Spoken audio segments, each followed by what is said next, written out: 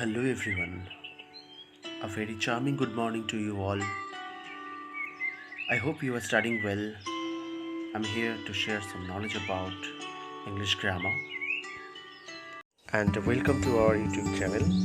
Please share and subscribe if you like. I'm Shomo Ghosh, continuing the chapter Modal Auxiliaries. As you have previously studied about the Modal Auxiliaries and what is this, and the detailed analysis of can and could, and examples also. So I will continue this chapter. So let's fly to the next slide.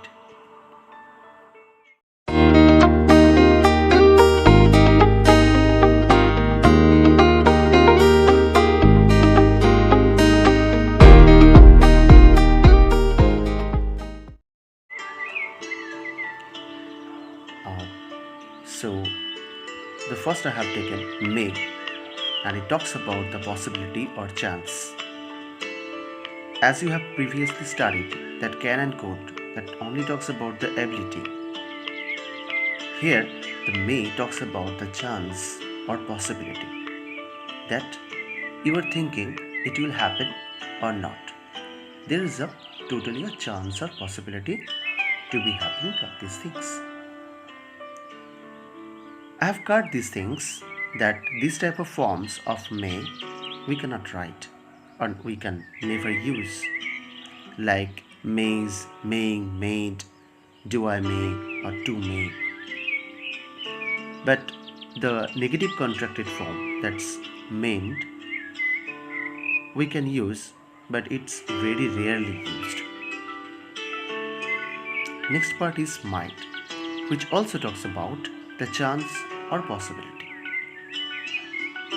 And the part mighting or mighted we can never use, but mightn't we can use, not like the mayn't that is rarely used. So next, fly to the next slide. Here I am showing the relations and the difference between the use of may and might. There are so many things that we will see in the may and might quite similar, but some parts that is very different. We have to remember that the modal auxiliaries, every modal auxiliaries have its own place. Every modal auxiliary has its own place or the own area to work. As the may has, the might may be something similar, but it already has some different area to work. So that different area we should conform and we should not confuse.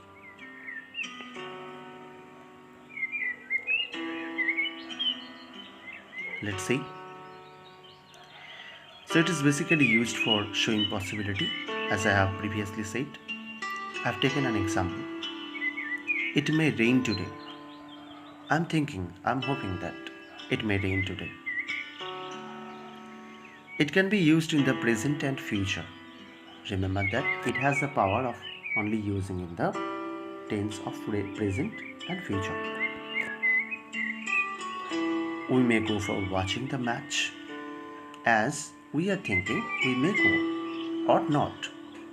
The same possibility comes in the affirmative sense or in the negative sense.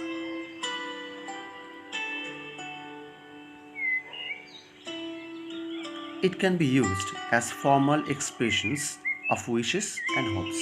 Sometimes we wish, or our parents, our neighbors, our well-wisher wish like that. May God bless you, or may you prosper in life. So this type of wishing can be done by using may.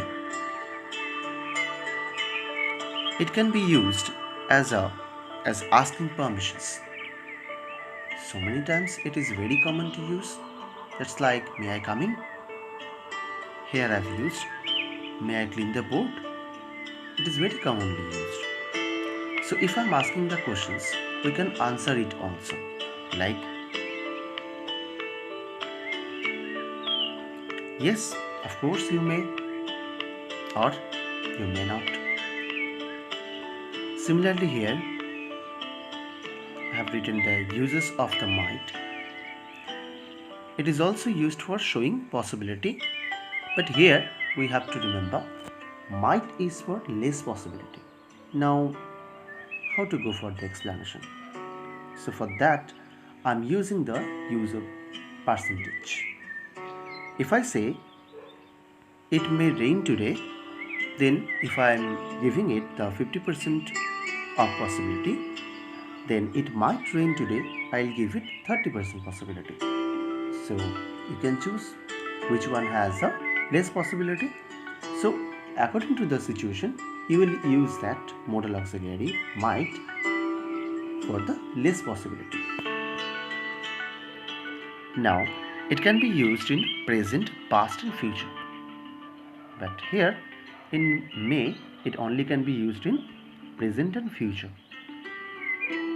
So might is the past form of may, where it also can be used in the present and future. As I have already shown, it might rain today means showing in the future form. So I have used it here as a past with the past marker. Like he might submit the paper yesterday. The past marker is yesterday. So the might, it is here used as a past tense or the past form. It can never be used as wishes or hopes. Means it is unlike the may. It can also be used as asking permissions, just like may. I wonder if I might have an extra sweet. But if I say, like what I have done here, may I clean the board? That's like, might have I an extra sweet? So we can't do it because the might has its more formal way to ask. So we have to use like, I wonder if I might have an extra sweet, and it will not take any question mark. It can have a conditional meaning. Condition means you are giving any condition, like a deal. If you do that, then I will do that. If you go out in lockdown period, you might be beaten. So here the condition is, if you are going out in the lockdown period, you might be beaten.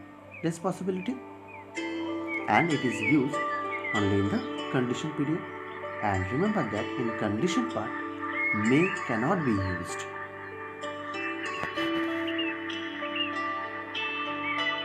It can be used as the past form of may in the indirect speech. So when we will be doing the narration change or the indirect speech, there if it will be there as a present form and it is used as may, then it should be converted to the past form as might.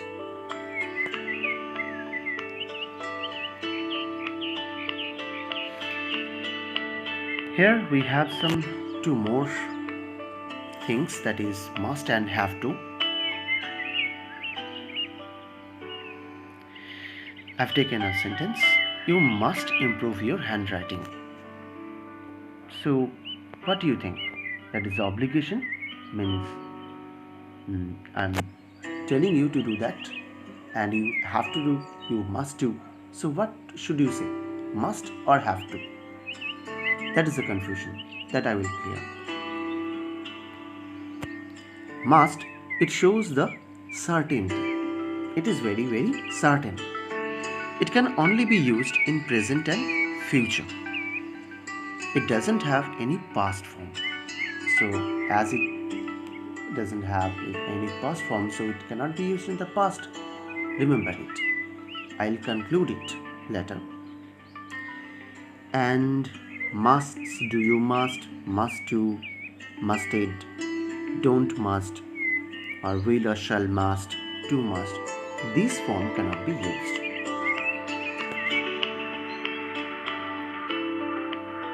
Must choose the obligation but only from the speaker.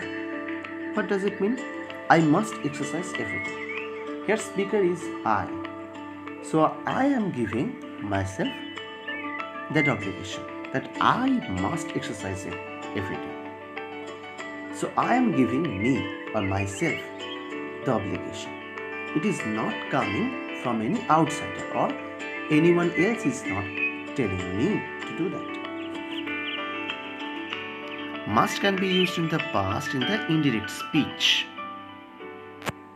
Already I have said it doesn't have any past form, but it can be used in the past when we are using it in the indirect speech or narration change. Like, I realized he must be in a problem. So here, realized, it's in the past, and then he must be in a problem. In indirect speech, you will see that everything, if the reporting verb is in the past form, then we have to change everything in the past format according to the chart. But here, although must doesn't have any past form or it doesn't bear any past form, we are using must in the past only, so it can be used.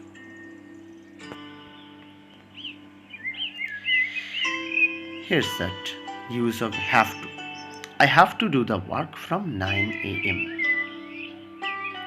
So have to, that is the obligation comes from the outsider. Here I have to do the work from 9 a.m. means someone obliged me, someone has given me the work. For that I have to do. But where I have used that I must exercise every day, I am giving myself the obligation. See the difference. Now if I say that, it will shock you that have to is not properly used as a modal auxiliary. So what is this? It is have auxiliary, and we use it in the any perfect tense. But have to, when it comes, it almost works like must. So when we are showing the must, the modal auxiliary, we have to show the form of the have to, and that quite similar with must. And if we don't culture it, we will not come to know that what's the difference between it. That's why I have taken it. Otherwise, it cannot be formed as a modal auxiliary properly. I've taken a sentence, we had to complete the entire work yesterday. Here I can prove also one thing, that at the above I have written musts, do you, must to, or must did. If we want to do in the past form, we cannot. But this is the auxiliary, that's why it can be formed in the past tense. How?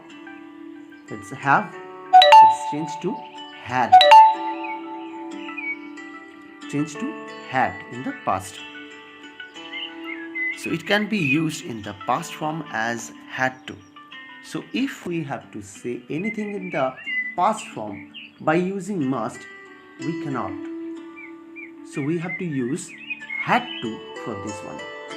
Remember this one, that is very important. So thank you for watching my video.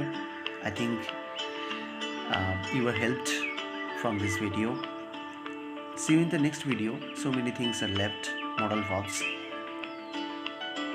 So till then, bye bye. See you again.